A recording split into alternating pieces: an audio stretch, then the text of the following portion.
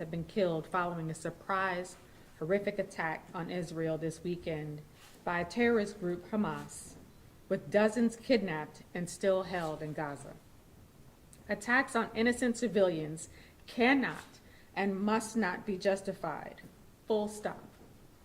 This kind of violence heals no wounds, and my heart is with the St. Louisans whose families and loved ones have been caught up in this latest conflict.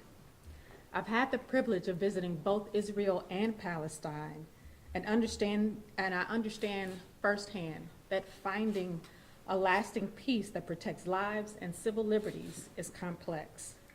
As mayor, I want all of our residents to be safe here. To our Jewish and Muslim residents, I want you to know that I see you. I want you to feel safe and welcome here, and I'll do everything in my power to make that a reality. St. Louis should come together to stamp out both anti-Semitic and anti-Islamophobic hatred wherever we find it, making sure the people of our region understand that no matter how you worship or any identity you hold, you're welcome here. And now, on to today's announcement. Earlier this week, I stopped by the swearing in of new city employees in the rotunda downstairs. I met unhoused outreach workers, utility workers, and new and returning 911 dispatchers. I talked to one of the returning dispatchers who had lived in a few different cities since she left the job. She said she enjoyed being a dispatcher and loved helping people, so she reapplied. And I'm sure the pay raises didn't hurt either. As we work to staff up critical positions in city government and recover from the COVID-19 pandemic, it's heartening to meet new hires like our dispatchers who have answered the call to serve. Today, I have the privilege of celebrating one such individual who has devoted his life to public service. In January, we launched a nationwide search for a new public safety director, but my ultimate choice was far closer to home. After serving diligently as interim for the past several months, I am appointing Chief Charles Coule as Public Safety Director of the City of St. Louis. That should, some applause. St. Louis cannot be afraid to learn new lessons from our peers. At the same time, we need experts who are intimately familiar with the issues facing our city to implement solutions. Chief Coyle has spent his entire professional life working to keep St. Louisans safe, and he understands how to navigate systems while also recognizing what levers to pull to make change happen. This knowledge is especially visible in his drive to modernize and improve St. Louis's 911 service. In 2021, I toured one of our 3 dispatch centers to see up close the important work that dispatchers do and the challenges that they face. Since then, we have worked every day to bring much needed change, and Chief Coyle has accelerated our progress and given it new focus. Developing a 3-phase plan, hiring, training and technology, and consolidation, Chief Coyle has put 911 on a roadmap to improvement. Under his leadership, our public safety divisions have hired more than 20 dispatchers since August of this year. He's taken a similar approach at the excise division, finding new ways to collaborate between departments to help clear a long-standing, frustrating backlog. And this kind of work, cutting through the red tape, it isn't sexy or glamorous, but it's the work that delivers results for St. Louis families and businesses. I'm excited to continue working with Chief Coyle as he steps into this role permanently. And now I'd like to turn it over to Chief Charles Coyle, our new Director of Public Safety. Thank you. Hello, everyone. Listen, thank you guys for being here today. This is special to me. Thank Mayor Jones for her confidence in me. You know, I come to this job literally with my adult life being in public safety. I know public safety, that's all I've done. And as a newly appointed Director of Public Safety for the City of St. Louis, I stand before you today deeply humbled, honored, and profoundly aware of the responsibility this position entails. My journey has been paved with 45 years of delivered service within the St. Louis Fire Department. Every day spent in the line of duty has only fostered my passion for safeguarding our communities. The commitment I carry forward to this new role. Throughout my tenure in the fire service, I have witnessed firsthand the intrinsic power of collaboration, unity, and purpose. The Department of Public Safety is a testament to this collaborative spirit. Its collective strength of the St. Louis Metropolitan Police Department, the St. Louis Fire Department, the St. Louis Department of Correction, Civilian Oversight, Neighborhood Stabilization, Excise, Building Division, as well as the Office of Violence Prevention, including SEMA, our City Emergency Management Agency. I began as Interim Director of Public Safety on February 13th, earlier this year, and I wanted to share with you some of the accomplishments that we've been able to complete. And I'm going to begin with 911, and the reason for that, because that truly is my passion. To me, 911 dispatchers are first responders. They are the beginning of rescues, life safety, protection of property. We can't get where we're going for emergency responders without dispatchers. It is important. They work at the beginning of the emergency, throughout the emergency, and they close the emergency out. They are truly first responders, and I am happy that we're moving forward with it. I would thank the mayor again for working through the pay increases. That's a big thing with dispatchers.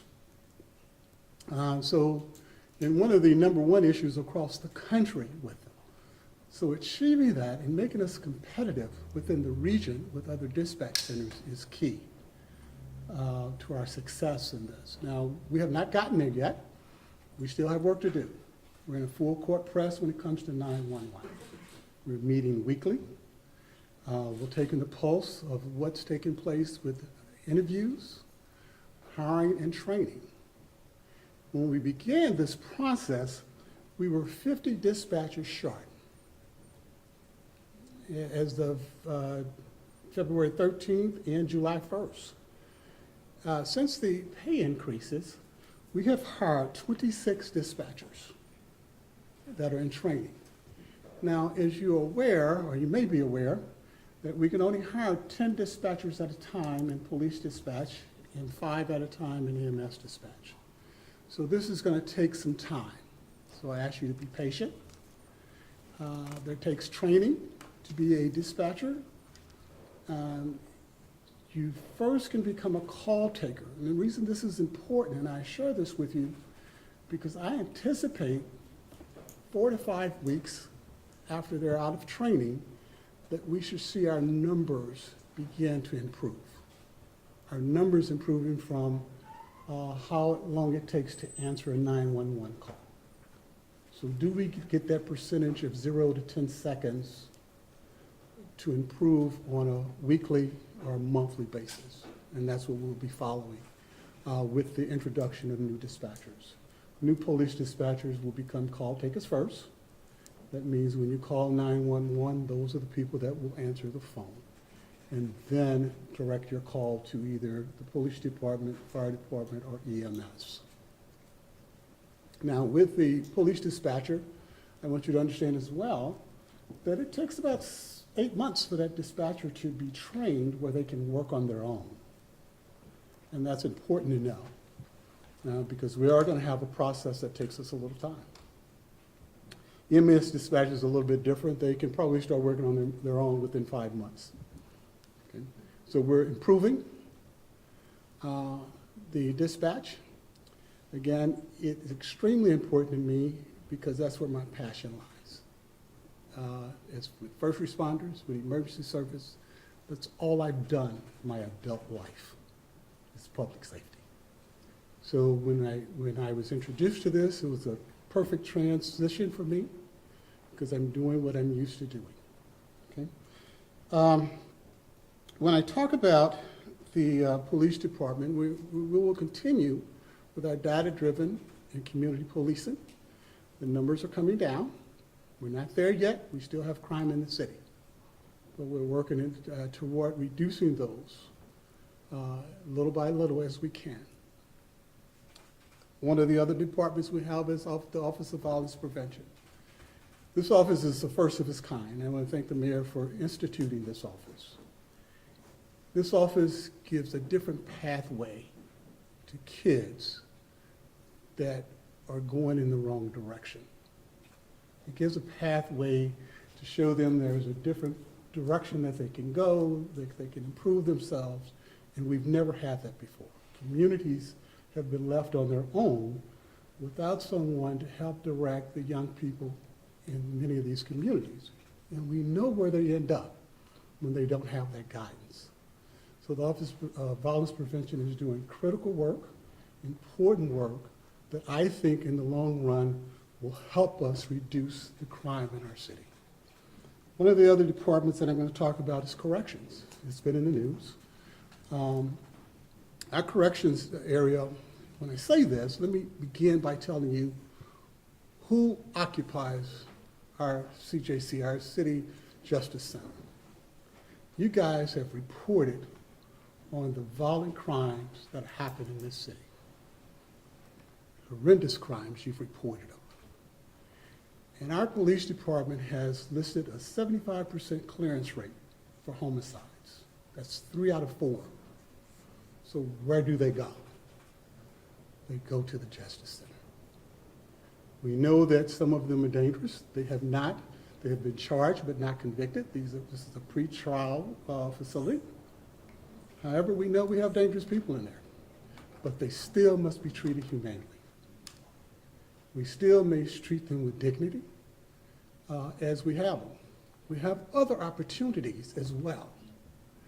Many of these detainees who may have mental health conditions, we now have an opportunity to help address those that have gone unaddressed for most of their lives probably. We recognize that health conditions, poor health conditions, are affected as well. And when they come to the Justice Center, they have probably not had the help, advice, and service that maybe they should have. We have an opportunity to correct that and do better by the people that we have in our Justice Center.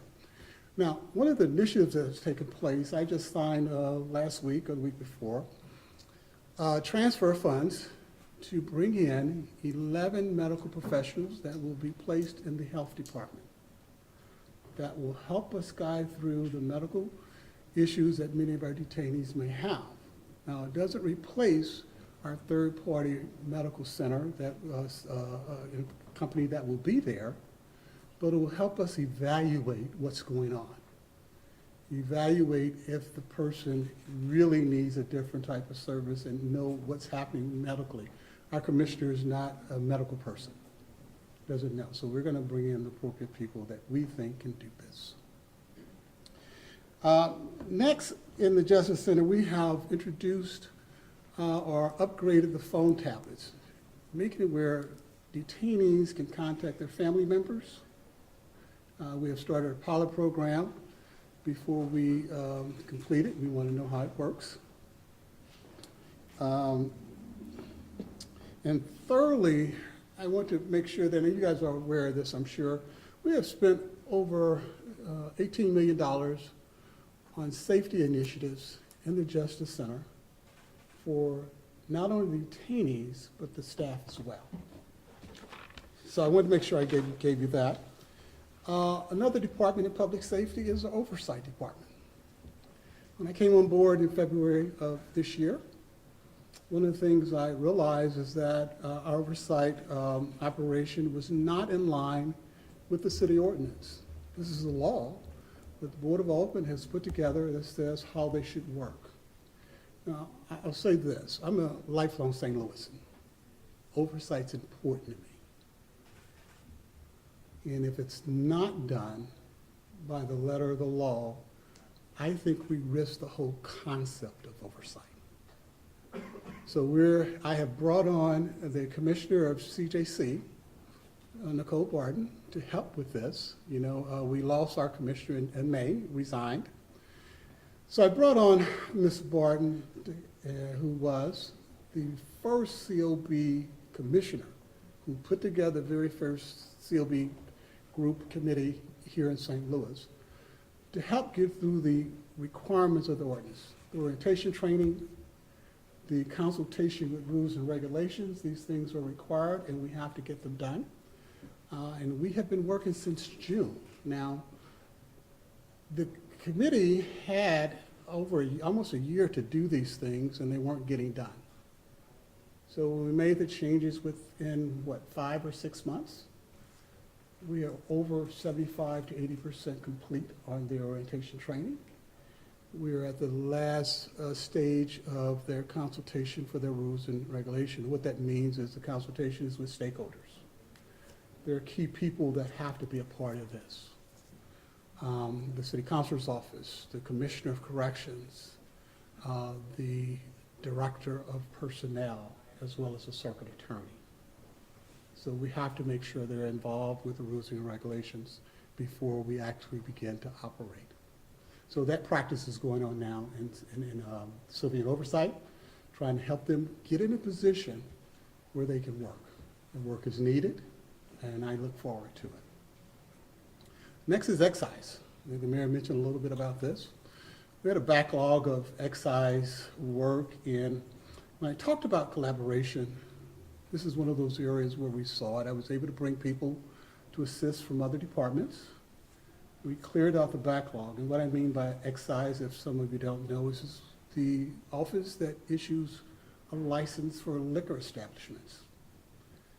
So we were able to clear that up within 30 to 45 days by collaborating with other departments within public safety.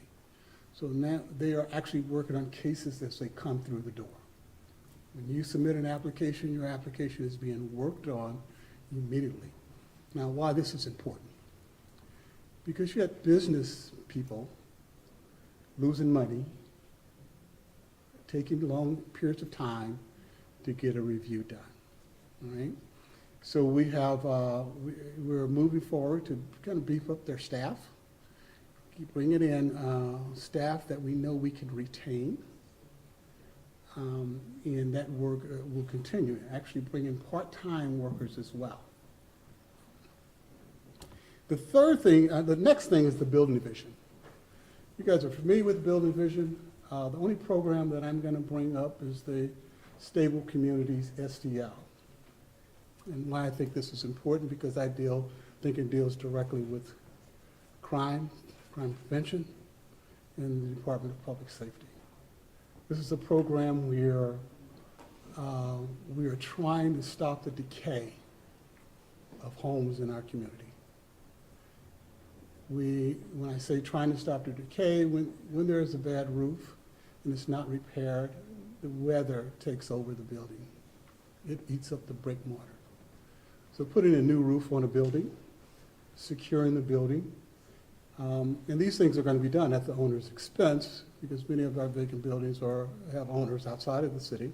But we want to stop the decay of our buildings in the city of St. Louis, our inventory. Secondly, I think that the demolition that works with public safety as well. We believe that crime is done based on places. And we know that derelict buildings is one of those things that may invite crime. So this is a holistic approach. We have to work from different perspectives in getting the job done. The next department that I have is our Neighborhood Stabilization Office. And I would say to you, this is one of the key offices that we have. These are the people that are in contact with our community on a daily basis. These are the people that are having conversations with our community about crimes, about other issues that they're having problems with their community.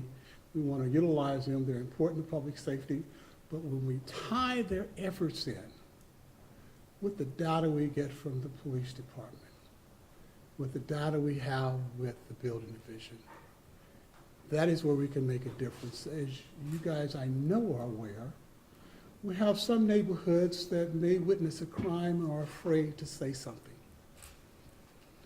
And if you're afraid to say something, it may mean that you may not get the services or the resources in your block, your community, and in your neighborhood.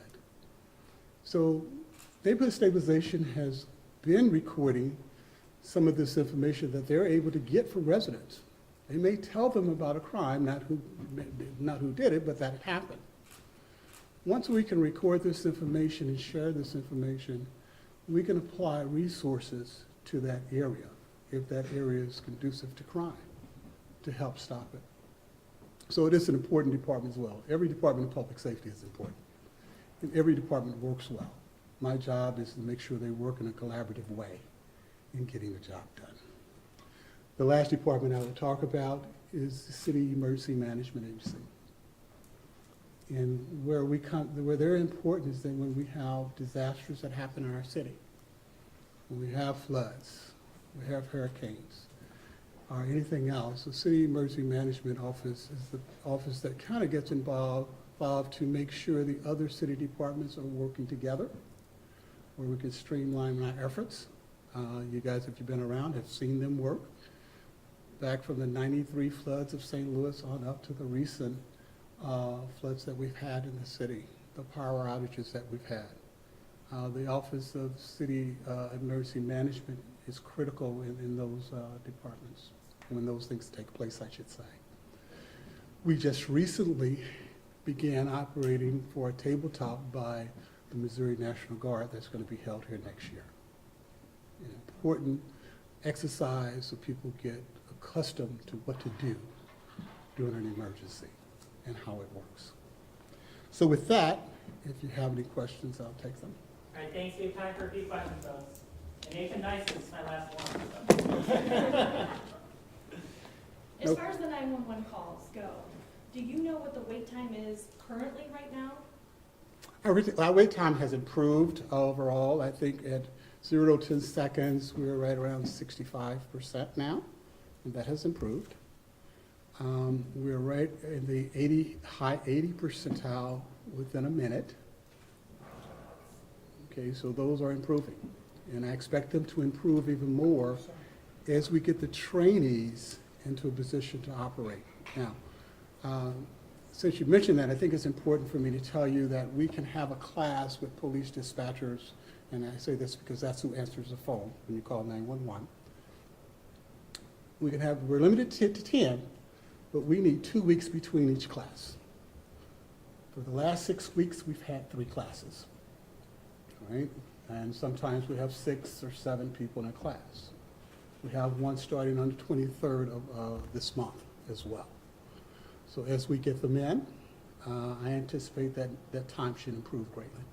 The Missouri State Auditor announced today that he's launching an investigation into the CJC, and one of the concerns he said he's investigating, one of the allegations, is that food vendors are not being paid on time at the CJC, therefore inmates are not being given food on a timely basis.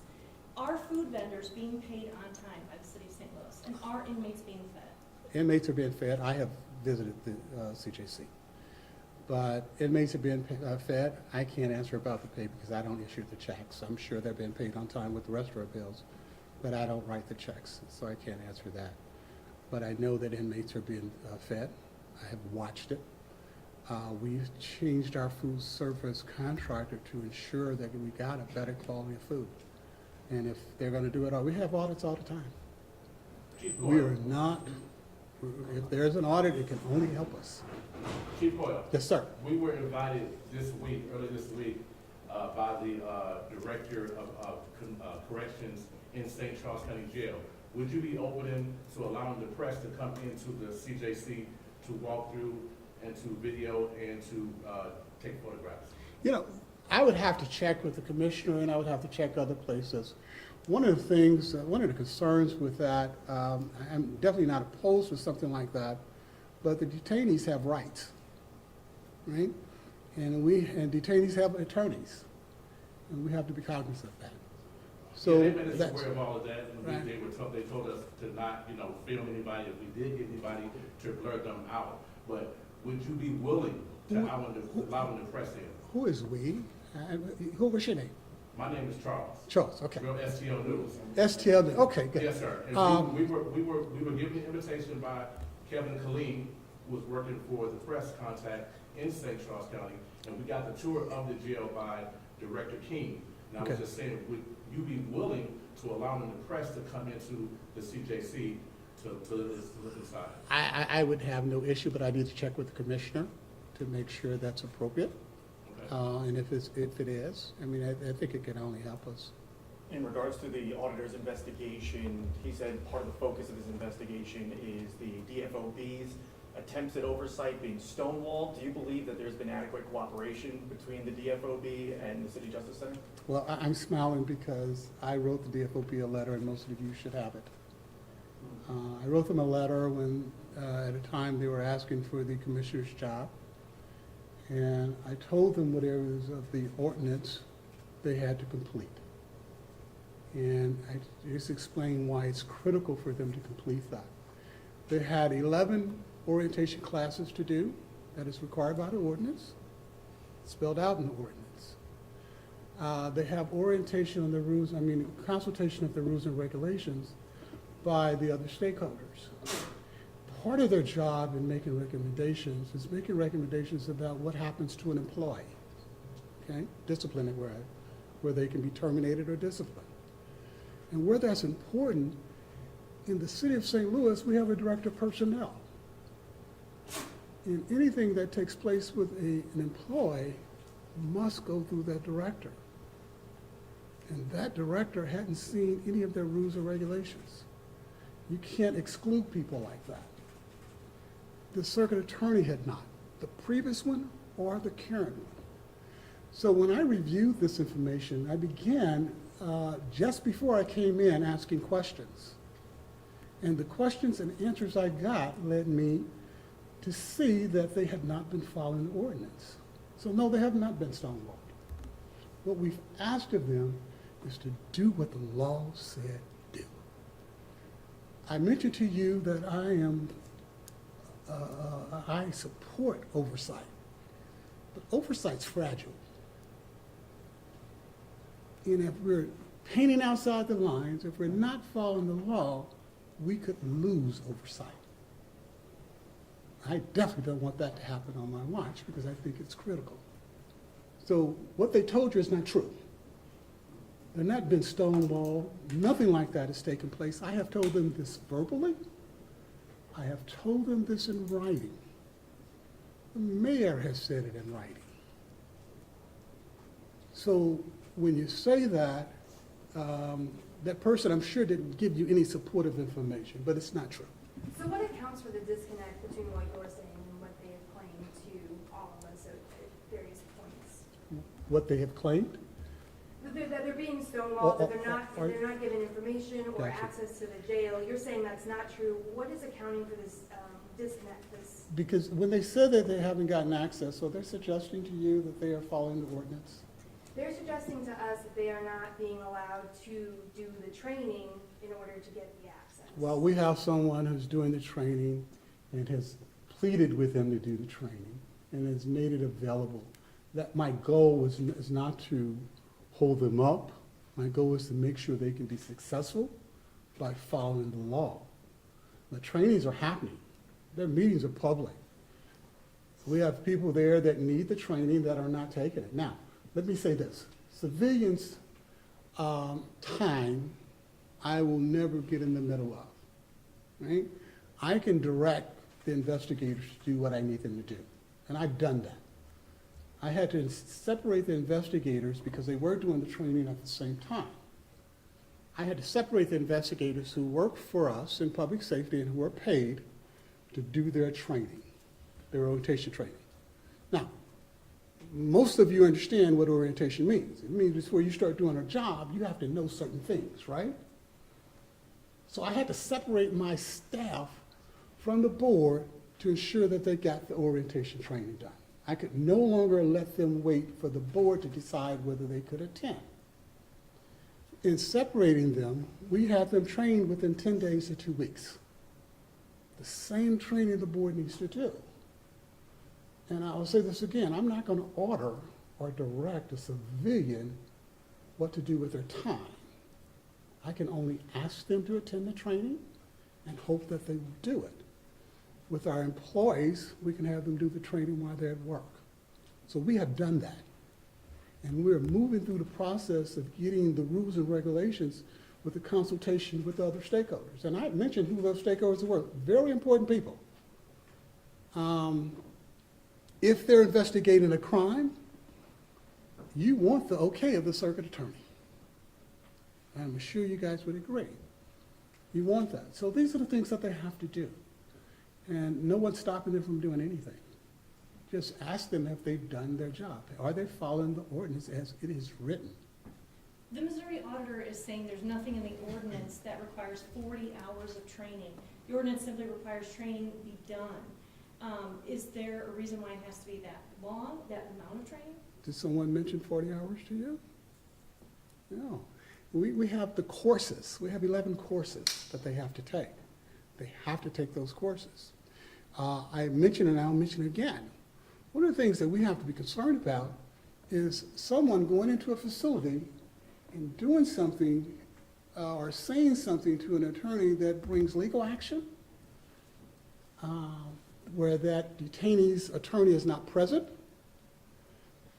And this is what the orientation will help them do, negotiate or navigate their way in doing their job.